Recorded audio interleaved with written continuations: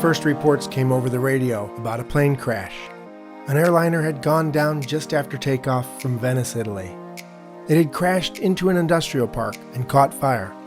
The date was November 23, 1973, and later that day, it was learned that the plane was a Douglas C-47, the military variant of the DC-3 airliner.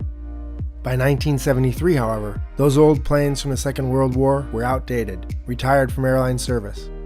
So why was one flying from Venice Airport? The plane's 4-man crew had all died in the crash. Luckily, there were no passengers on board. Photos of the wreckage showed that the debris had been spread over a wide area, and the investigation afterwards claimed that the plane had been lost to pilot error. Further, it hadn't been a commercial airliner, but rather an Italian government plane. It was codenamed Argo 16 and painted simply in white and gray with Italian Air Force insignia on the fuselage and wings. The government then claimed that it had worked on signals intelligence missions sponsored by the CIA, or perhaps by the US National Security Agency. Nobody was willing to comment on which. The government of Italy then claimed that the plane flew only routine missions, just looking for unexpected changes in already known radio signals. Yet, because the equipment on board was top secret, the crash scene cleanup had been extensive.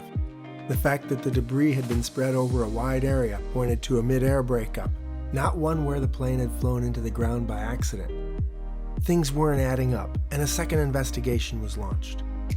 The original claim of pilot error seemed too convenient, and if the plane had broken up in midair, there had to have been an explosion, or perhaps a bomb.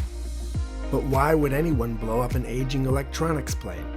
Further, there seemed no way that a bomb could have been smuggled on board. The government stated that access to the plane was tightly restricted, more so than even for Italy's frontline military fighter jets. That too made no sense. Why would such tight security be required for an outdated signals intelligence airplane? Then it was revealed that the flight crew and the maintenance personnel assigned to Argo 16 were all hand-picked for the mission. That didn't add up either. When the second investigation wrapped up, its conclusions were classified as state secrets. They were sealed from public release, and that also made no sense. Then, it was revealed that the plane had been performing far more than just routine signals intelligence missions. It had been involved in a range of covert operations, even secretly returning Palestinian terrorists back to Libya as part of the so-called Moro Pact, which Italy had signed with the PLO. In exchange, the PLO had promised not to commit any terrorist acts on Italian soil.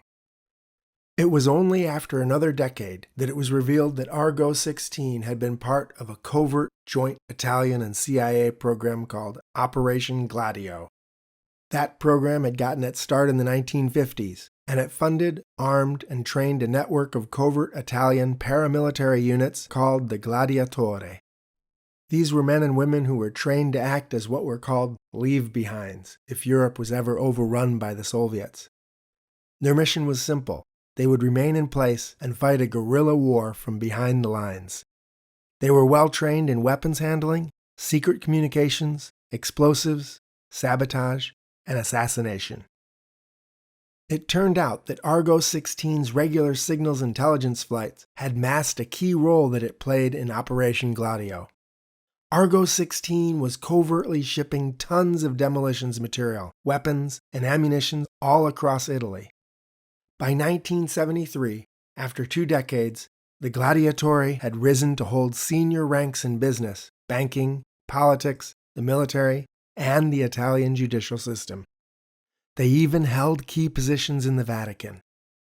They were harsh anti-communists, and the Gladiatori had become something of a secret society in Italy, quietly pulling the strings of power from the shadows. That the Gladiatori had become that is not surprising. From the end of the Second World War to the end of the Cold War in 1989 and 1990, Italian politics were notoriously volatile. Rome had experienced 49 changes in government, and most of the governments hadn't lasted even a year and a half. Against that background of political upheaval, the Gladiatori had emerged as one of the few stabilizing organizations in all of Italy. While initially funded by the CIA, over time they had started to fund themselves, and they answered less and less to the changing governments in Rome, or, for that matter, to the CIA. By 1973, the Gladiatori had started a covert campaign of bombings and assassinations that targeted left-wing figures in Italy. Then it all started to unravel when a new coalition government came to power, led by Prime Minister Giulio Andreotti. It connected the Christian Democracy Party with the Italian Democratic Socialist Party and the Italian Liberal Party. Hoping to undercut the growing power of the secret society, the new government had called for the group to disband and disarm. The Gladiatori, however, simply refused. After considerable pressure, the government ordered that they start turning in their weapons and explosives anyway. The material was to be picked up by Argo 16, the very plane that had covertly supported the Gladiatori over the previous 2 decades. Something had gone wrong, however, and the plane had exploded and crashed just after its pickup in Venice. Strangely, after the loss of Argo 16, the government had eased up on its order against the Gladiatori. The secret society was allowed to continue on as before. Something didn't add up. In 1990, Operation Gladio was closed down. The East Bloc had fallen apart, the Soviet Union was going down, and put simply, it was no longer needed. That same year, General Gerardo Serravalle, the man who had headed up Operation Gladio from 1971 to 1974, came forward with a surprising revelation. He claimed that the Gladiatori had downed Argo 16. They had loaded some weapons and explosives into Argo 16 that night in Venice, but hidden among the boxes, they had included a bomb. With the downing of Argo 16, the government had backed off, and Italy's most secret of secret societies had remained in place. Dan Brown and the Da Vinci Code have nothing on any of this. The only question really is whether they still exist. It's been 30 years since the fall of the Soviet Union. The original Gladiatori, if any of them are even still alive, would all be in their 90s. But who knows, maybe they passed the torch to their sons and daughters. Or maybe this is just all some crazy conspiracy theory, and the loss of Argo 16 was really just pilot error after all. On the other hand, it isn't paranoia if it turns out to be true. I'm Thomas Van Hare, and this is Historic Wings. Please sponsor us, or maybe buy me a cup of coffee on Patreon.